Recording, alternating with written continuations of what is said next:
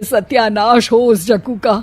अच्छा खासा लड़का था, पता नहीं क्यों गुंडागर्दी करने लगा, किसी की भी जमीन हड़प लेता है और अब हमारी दुकान के पीछे पड़ा है नास पीटा। मेरे तो कुछ भी समझ में नहीं आ रहा कि मैं क्या करूं। अरे बेटा, मैं तो कह रही हूं कि 1 लाख रुपए दे दो और छुट्टी पाओ इस जग्गू दादा से। नहीं माँ, मेहनत की कमाई है, ऐसे कैसे दे दूं? मैं तो 1 रुपया भी नहीं देने वाला उसे। अरे पैसा तो दोबारा भी कमा लेंगे, पर जान है तो जहान है। नहीं पिताजी, मैं नहीं दूंगा पैसे, मैंने फैसला कर लिया है। पति के ऊपर ये कैसी मुसीबत आ गई है। हे भगवान, क्या करूं मैं? दन दना दन दन दन दन, जो चाहे वो तू बन।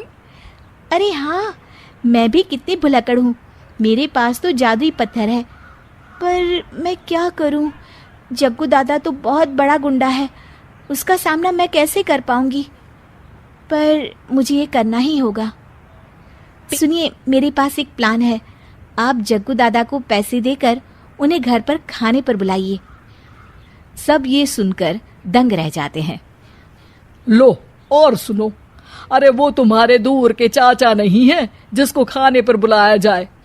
जग्गू दादा है इस गांव में सबसे अमीर और 1 नंबर का गुंडा। ओफो सासू माँ, मैं जो कह रही हूँ वो करके तो देखिए। मैं आपको यकीन दिलाती हूँ कि कल के बाद जग्गू दादा हमें कभी परेशान नहीं करेगा। अरे भाई, मानना पड़ेगा कमलेश, काफी तरक्की कर लिया है तुमने। 1 लाख रुपए तो बड़ा ही कम डोनेशन था।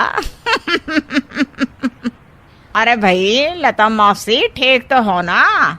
सुना है घुटने में बहुत दर्द रहता है। हाँ बेटा, पर तुझे कैसे पता चला? अरे जग्गू दादा सारे गांव की खोज खबर रखता है, और वैसे भी मेरी माँ और आप तो बचपन की सहेलियां थी ना, तो आप तो हमारी माँ सी हुई। मौसी कहकर 1 लाख रुपए का चूना लगा रहा है कमबख्त। अरे एमपी साहब, आप आइए आइए। आप कमलेश को कैसे जानते हैं?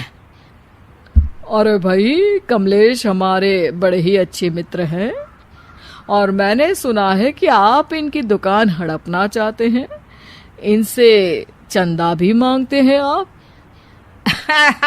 अरे एमपी जी, वो तो बस थोड़ा धंधे में मंदी चल रही थी तो गांव वालों से थोड़ी मदद मांग ली।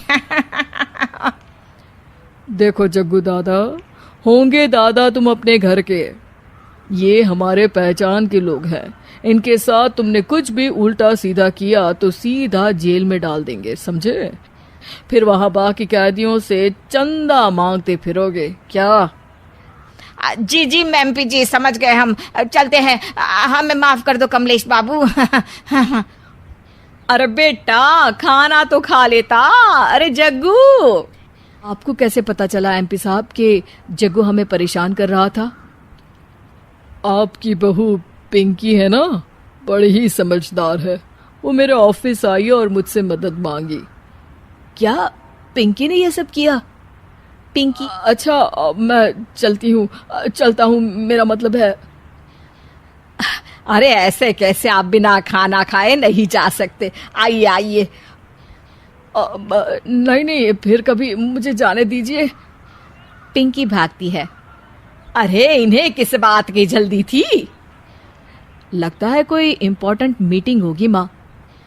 हाँ भाई, बड़े लोग हैं, दिन में कुछ ना कुछ चलता ही रहता है, लेकिन भगवान का शुक्र है कि आज बहू की वजह से सब सही हो गया। पर बहू है कहाँ?